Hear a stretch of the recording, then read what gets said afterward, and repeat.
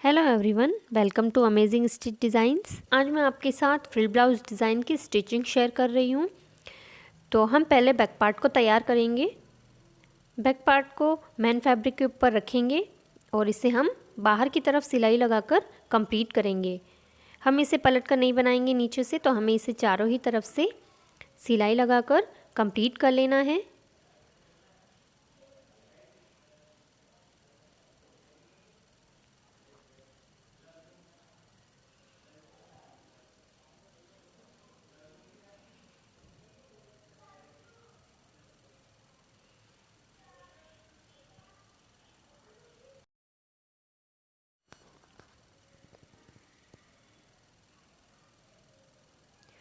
तो बाहर की तरफ हमने सिलाई लगा ली है। अब जो भी एक्स्ट्रा फैब्रिक है हम उसे कट करके निकाल देंगे।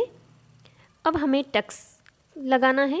तो टक्स की मार्किंग हमने कर रखी है। 1/2 इंच का मार्जिन लेते हुए हमें टक्स लगाना है। टक्स की लंबाई हमने 5.5 इंच ली है। क्योंकि हमारा बैक में कोई डिज़ाइन नहीं है, इसलिए हमने टक्स की लंबाई 5.5 इंच ली है।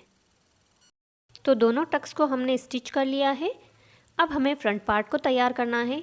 तो प्रिंसेस कट वाले पार्ट को मेन फैब्रिक पे रखकर हम स्टिच कर लेंगे और एक्स्ट्रा फैब्रिक को कट कर लेंगे। अब हमें प्रिंसेस कट वाले पार्ट को स्टिच करना है।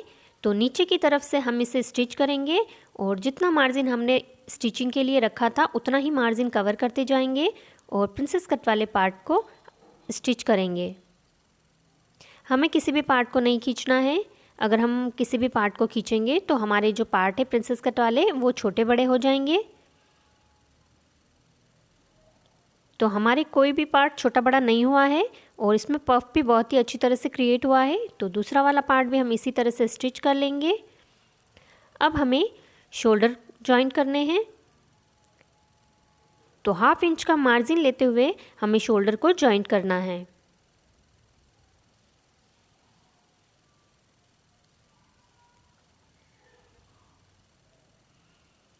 शोल्डर पर हम डबल सिलाई लगा लेंगे। इस ब्लाउज़ को हम स्लीवलेस बना रहे हैं। तो अब हमें आर्मोल को फिनिश करना होगा। तो आर्मोल के लिए हम उरेब पट्टी लेंगे। ये हमने 1.25 इंच की पट्टी ली है। अब हम इसे स्टिच करेंगे। तो एक पैर का मार्जिन लेते हुए हमें इस पट्टी को अटैच करना है।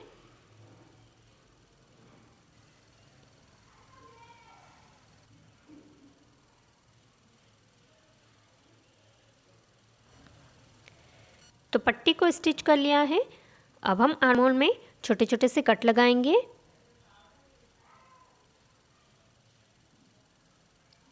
अब इस पट्टी को हम इस तरह से फोल्ड करेंगे और पट्टी के ऊपर हमें किनारे पर सिलाई लगानी है। इस तरह से पट्टी लगाने से हमारी जो आर्मोल की फिनिशिंग होगी वो बहुत ही अच्छी तरीके से होगी।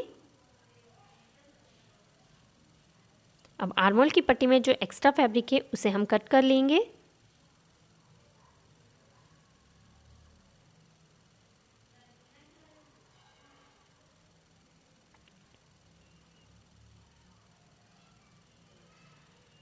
अब हमें इस पट्टी को अंदर की तरफ फोल्ड करते हुए यहाँ पर एक पैर का मार्जिन लेते हुए सिलाई लगानी है। अगर आप यह सिलाई नहीं लगाना चाहते तो आप तुरपाई कर सकते हैं।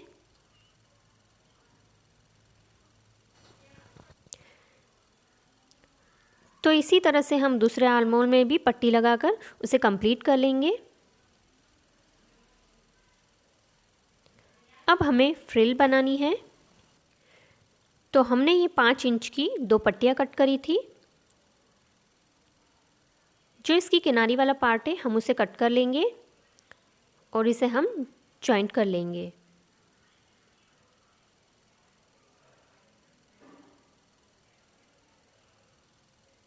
इस तरह से एक सिलाई हम ऊपर की तरफ लगा लेंगे फिनिशिंग के लिए। आप चाहें तो इस पट्टी में पीको करवा सकते हैं। मैं यहाँ पर इसे फोल्ड कर रही हूँ। तो हमें यहाँ पर इस तरह से डबल फोल्ड करते हुए पट्टी को फोल्ड करना है। हमें पट्टी को बिल्कुल ही पतला पतला फोल्ड करना है, जैसे कि वो पीको की तरह ही दिखे।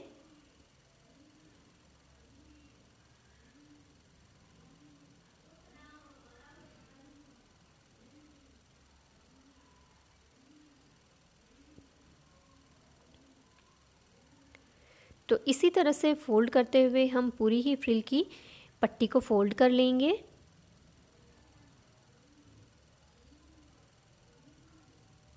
तो हमने इसे फ़ोल्ड कर लिया है। अब हमें इसमें गैदर्स बनाने हैं, तो मैं यहाँ पर छोटी छोटी प्लेट्स लगाकर इसमें गैदर्स बना रही हूँ। मैंने यहाँ पर पेचकस का इस्तेमाल करते हुए गैदर्स बनाए हैं। अगर आप चाहें तो बड़ी सिलाई लगाकर भी इसमें गैदर्स बना सकते हैं।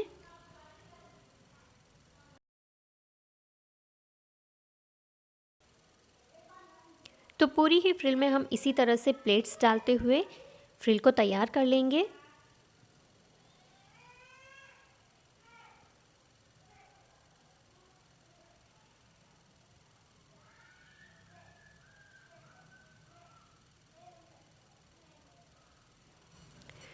तो हमने पूरी ही फ्रिल में प्लेट्स लगाकर इसे कंप्लीट कर लिया है। अब हम इससे ब्लाउज़ में अटैच करेंगे। अगर हमारी फ्रिल बड़ी होती है तो हम उसे कट कर लेंगे। तो फ्रिल को हमें सीधी तरफ रखना है। देखिए इस तरह से सीधा वाला पार्ट हमें इस तरह से रखना है और ब्लाउज भी सीधा ही रखना है। अब यहाँ पर हम 1/2 इंच का मार्जिन रखते जाएंगे और हमें फ्रिल को अटैच करना है। फ्रिल में जो हमने प्लेट्स लगाई है उसे हमें इस तरह से हाथों से सीधा करते जाना है और मार्जिन को कवर करते हुए हमें यहाँ पर स्टिचिंग लगानी है।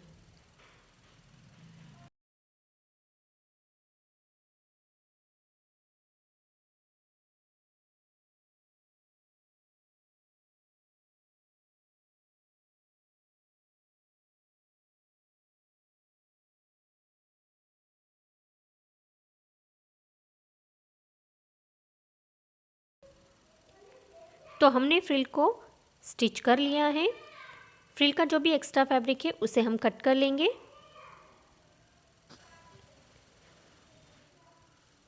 अब हमें पूरे ही नेक में छोटे छोटे से कट लगाने हैं, जिससे हमारी फ्रिल बहुत ही अच्छी तरह से सीधी हो जाएगी पलटकर।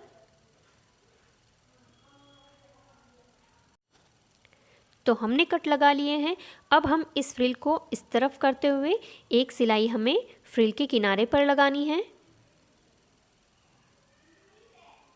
देखिए इस तरह से हम पूरी ही फ्रिल में किनारे पर सिलाई लगा लेंगे।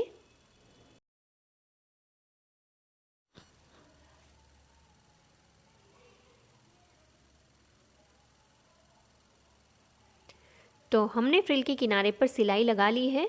अब हमें इसे पलटकर स्टिचिंग लगानी है। तो इस तरह से अब हम फोल्ड कर लेंगे इसे और एक पैर का मार्जिन लेते हुए हमें यहाँ पर सिलाई लगानी है।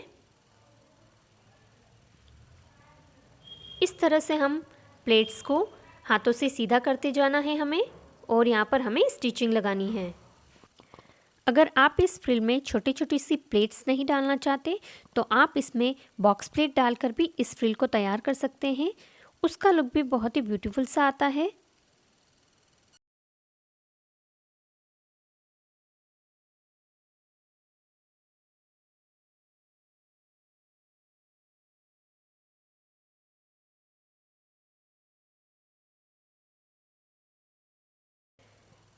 तो हमने पूरी फ्रिल को स्टिच कर लिया है।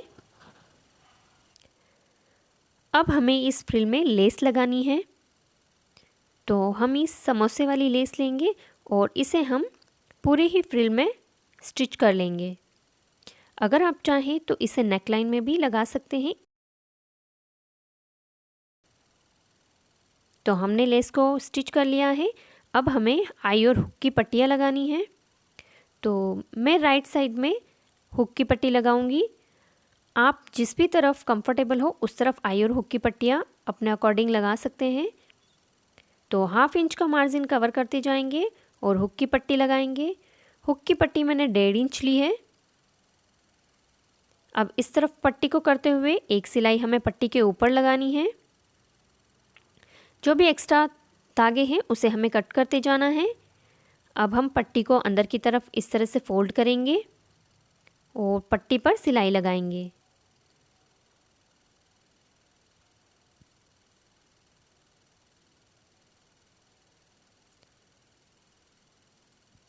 तो हमने हुक की पट्टी लगा ली है।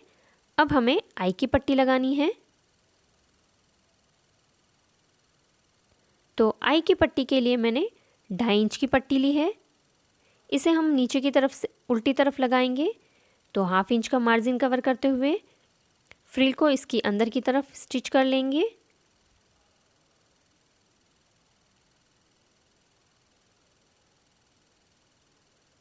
और एक्स्ट्रा पट्टी को कट करेंगे।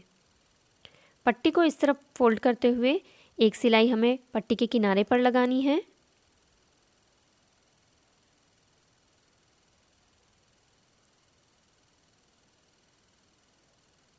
अब हम पट्टी को इस तरफ से 1/4 इंच बाहर की तरफ रखते हुए फोल्ड करते हुए स्टिचिंग लगा लेंगे।